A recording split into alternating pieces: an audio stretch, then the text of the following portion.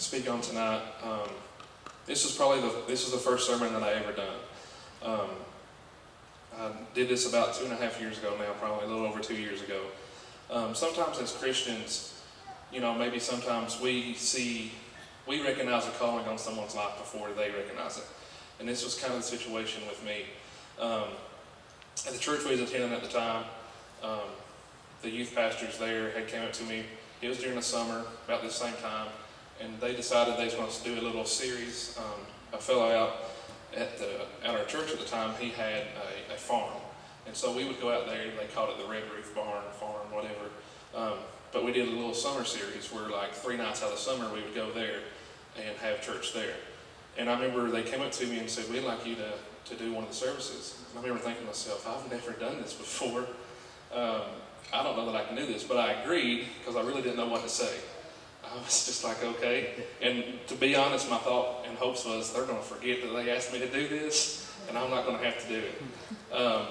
But we went to the first service. It was like 3 or 4 weeks before I was supposed to do mine, probably 2 or 3 weeks. And the young gentleman, he was preaching his sermon, and I remember it just came out of nowhere. You hear people say that they hear God talk to them, and for most part of my life, you never really hear God say in an audible voice something. He talks to you in different ways. But for the first time in my life, I actually heard God speaking to my ear. I was sitting there listening to the sermon, and it was like someone had leaned up from behind me, came up and said right to my ear, and I heard the words, "Thirst no more." And I was like, what was that? And I even remember looking behind me thinking somebody leaned up and said that to me. And I was just like, And the service went on again, and it happened again. It was like someone leaned right up into my ear and said, "Thirst no more." And I thought, what does this mean? And I started praying about it, and I realized that was God's title of the first sermon He gave me, "Thirst no more." So that's what I want to share with you tonight, because I think it has a lot of, it just goes along with a lot of what we're going through today. And I remember when I prayed about this, and God gave me this word. I remember thinking, Lord, I'm afraid to say these things that you've put on me because I'm afraid I might step on some people's toes. But He stepped on my own toes just even reading and writing and praying. So that's just a forewarning if somebody gets their toes stepped on this evening.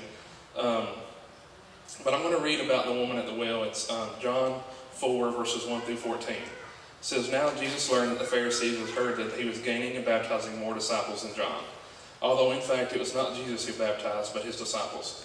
So he left Judea, went back once more to Galilee.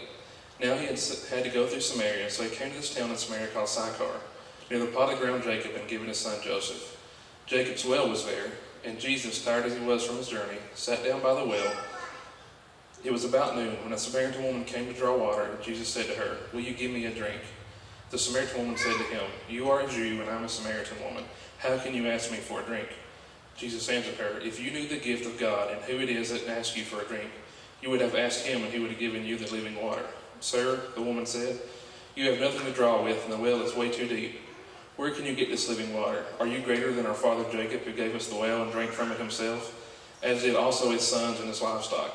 Jesus answered, 'Everyone who drinks this water will never be thirsty again, or will be thirsty again. But whoever drinks the water I give them will never thirst. Indeed, the water I give them will become in them a spring of water welling up to eternal life.'" So, when I found this verse and when I felt like this was where the Lord was leading me, I began to think about it. Today's times, we have way too many Christians that have become thirsty. What do I mean by that? Way too many Christians who have backslid.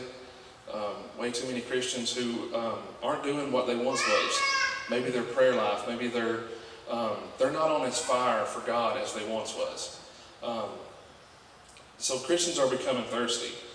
And all this thirst is leading to other things. And one of the things that it leads to, and this is where, I felt like it may step on some people's toes, but, it leads to forms of idolatry. You look at all the social media we have, Facebook, Snapchat, Instagram, all these different Facebook, or all these different social media platforms. You see it with kids especially, but I mean even adults now. They become so engulfed in what is going on their social media. You know, I know there was a girl that went to our church before. I remember she posted a picture on Instagram, and she got so tore up because it only received 100 likes. I mean, she was devastated because this Instagram post only received 100 likes. She thought it was going to get so much more. Social media has just become, if you don't watch it, it becomes a tool of the devil. I honestly believe that.